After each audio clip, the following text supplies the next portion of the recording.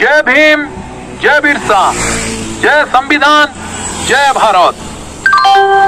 बंद बंद बंद 21 अगस्ट रे संपूर्ण भारत बंद। गोटे विशेष सूचना जनसाधारण अवगति निमंते जन दि जाउछि जे आयबा 21 अगस्ट बुधवार दिन संपूर्ण भारत बंद डाकरा दिया जाइछि।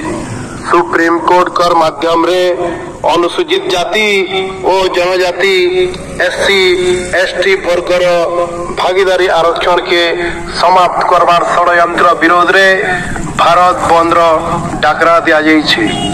21 अगस्ट बुधवार दिन ई भारत बंद रे बरगढ़ संगे अताबिरा भेड़ेन बरपाली विजयपुर सोहेला भटली अमाबना पदमपुर गाईसिलेट पाइकमाल आउ झारबंद सबु दुकान बाजार बस ट्रक ऑटो संगे सबु गाड़ी मोटर चलाचल बंद रहबा। तार संगे स्कूल कॉलेज सबु सरकारी और बेसरकारी ऑफिस संपूर्ण बंद रहबा।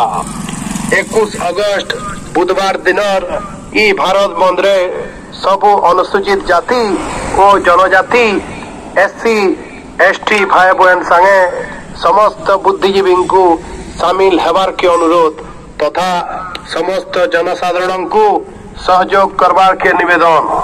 आवाहक एससी ओएसटी मिलित मंच बरगढ़ जिला।